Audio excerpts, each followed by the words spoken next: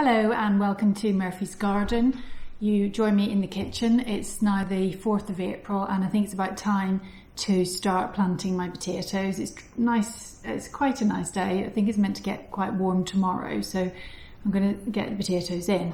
I've got 4 different varieties, so I'm going to go through each of the different varieties that I've chosen, and then I'm going to have lunch, and after lunch get out and start planting. So here on the kitchen table I've got my potatoes, which have been in the pantry by the window just chitting.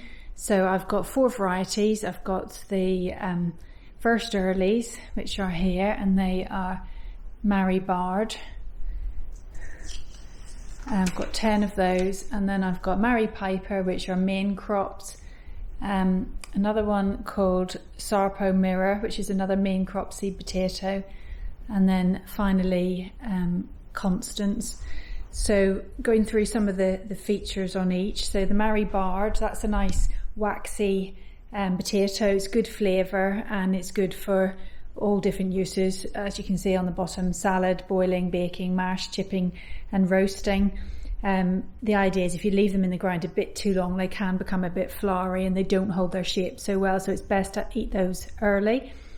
Then I've got, where's my second early? Second earlies, I've got our Constance, and that's a yellow skin potato with a lovely buttery taste and a smooth texture, and that's really good for mashing, boiling or baking. And you should get about 12 to 15 tubers per plant. Then this one is the Mary Piper, which most people have heard of. That's just a good general potato. It's a main crop. It's a good all-rounder. It's got quite a dry content, quite a dry matter content, which means it's lovely for roast potatoes or for chips.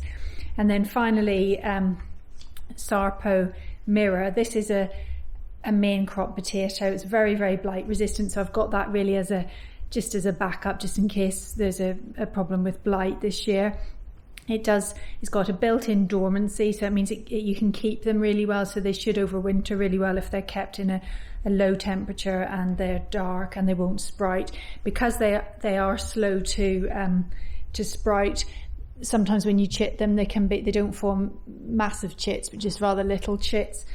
So they produce lots of foliage, which is another reason for growing them, because it means they suppress the weeds really well, and they keep on growing in cold temperatures. So even as the weather cools down in the autumn, if you leave them, they will get bigger and bigger. So it's really up to the gardener to decide when is the best time to stop.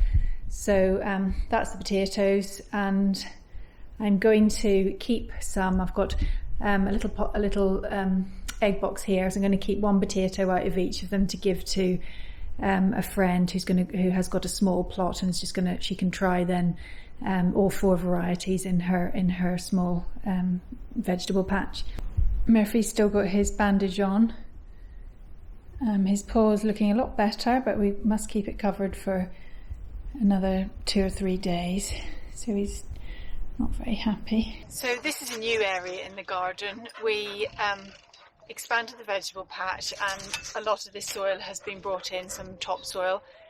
We planted these pear trees. We've actually moved them from elsewhere in the garden, and they seem to have survived the move well. You can see in the background, this is the conference pear, and over here is the Invincible, which is about to come into flower as well.